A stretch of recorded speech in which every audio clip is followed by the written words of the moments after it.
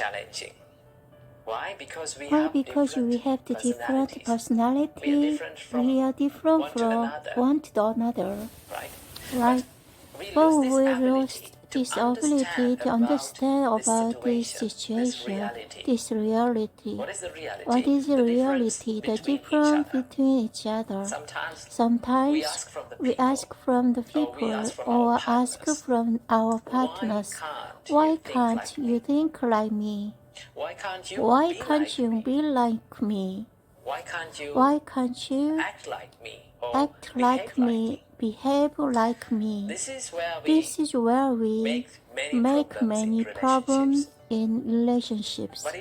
But if you can realize the difference between one another, or if you realize this reality, what is it? They are different from each other, then we can get the power of understanding. That's one important quality that we must practice in any kind of relationship, and that is the understanding. Understand the other situation, understanding why they are acting like that, why they are behaving like that. So our great teachers from Buddha, through their 6 principles to practice, there is a principle. Actually, if you practice these 6 principles, any kind of relationship, your relationship will be much more happier and healthier. Okay, so without any further open, let's get into this principle. I'm going to explain one by one in turn. First of all, Buddha said you need to practice these principles when the person, our partner or companion, or people who are relating to when the person with us, in front of us, also in the time where the person is not with us. That means both privately and publicly we have practiced and maintained this principle in our life. And also this principle was taught by Buddha to monks actually, because as monk we live as a community. Now in the monastery we have more than 25 monks. So when you analyze their personality, they all are different. They all have different way of lifestyle. So when they are interesting, there may be some problems. There are some crashes. But if you can practice this quality, if you practice their quality there, with less problem, there will be less disagreement. So that's why Buddha taught us this principle.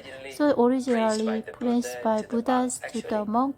Actually also you can apply this principle to your life also. We'll get into the first principle. Buddha said, you need to treat your spiritual companion regarding to monk. Actually, Buddha said you need to treat your companions with physical kindness. Body's kindness. What do you mean body kindness?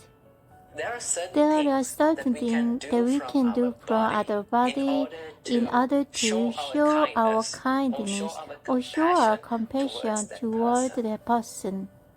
It may not be big things like spending money or big things, buying some big things to the person, but also there are many things we can do. Little things, there are little things we can do for the person to create happiness on the person's mind.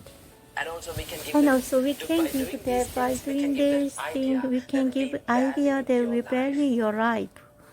That I value that you're being with me. So Buddha said, do the act of loving kindness from your body. Maybe like helping in his career, maybe like helping in a household activity. If you take an example, like the husband and wife relationship, you can share the thing that you can do, doing in the life. You can help each other. That is one way to show love and kindness to the person. And also we can show in many ways our love kind of these people. when you act from your body with love, kindness, and create mutuality between people. So the first So the principle is first to treat people is to with treat physical people the physical kindness. kindness. Then Buddha said, The as the Buddha second said the principle, second principle, treat the companion with verbal kindness. verbal You can kindness. speak You can nice speak and nice and kind and heartwarming words to them to create the to create a happiness happiness and create the a pleasure in their mind. Each and every one of us like to listen to pleasant words. Right? We all surrender in front of the kindness, kind word, kind action. So So the first thing is to treat them with physical kindness and also with verbal kindness. And as the And as the third principle, Buddha said, this is the most important principle. That is, treat treat your companions with mental kindness. This is the important one. Why is that? Because if you generate the kind of thought toward the people around you, in your mind, your thoughts become your actions. Then your action will be more kind. Your thought become your words, then your word will be more kind. So as the third principle, put it toward or treat your companion with mental kindness.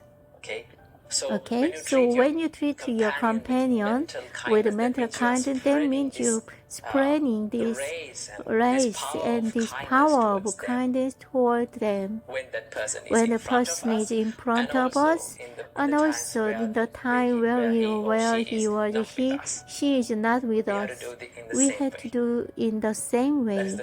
That is the third one. Also, as your fourth Prince of Buddha say, you have to share without reservation.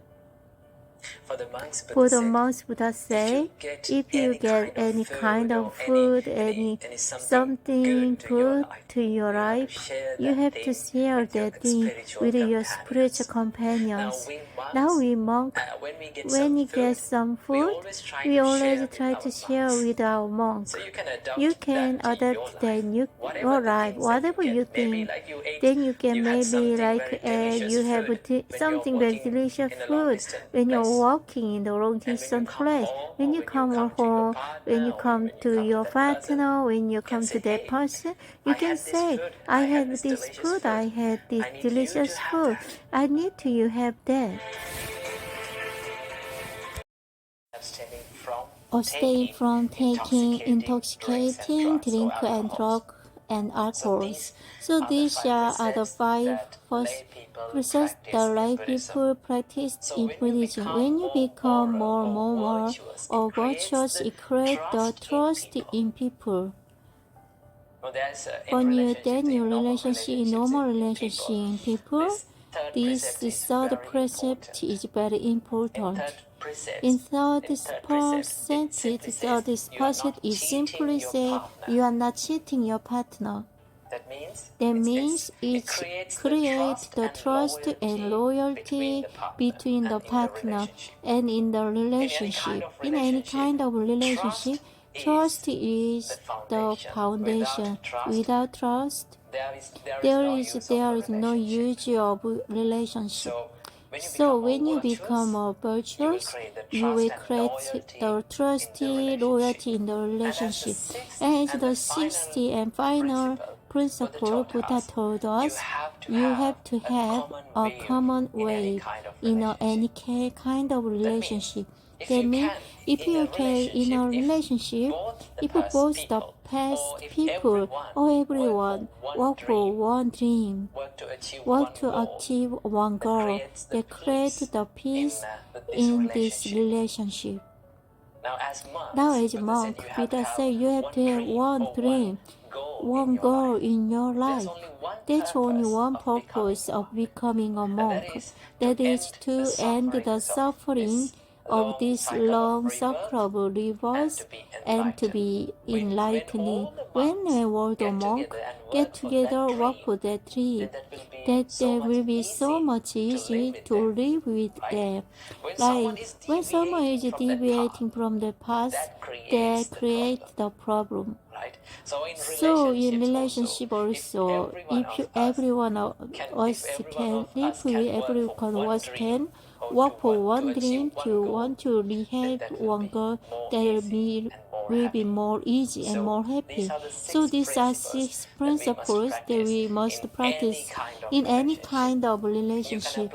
You can apply these principles to any kind of relationship, whatever husband and wife, maybe like a girlfriend, boyfriend, whatever is parents, children, whatever the relationship, you can apply this principle, make it more healthy and happy. So practice this principle, edit them to your life, and make your life a better one.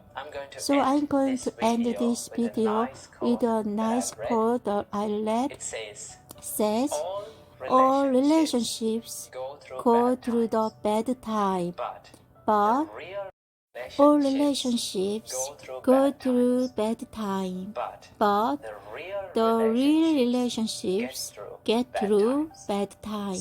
So practice the principle and make your life a better one.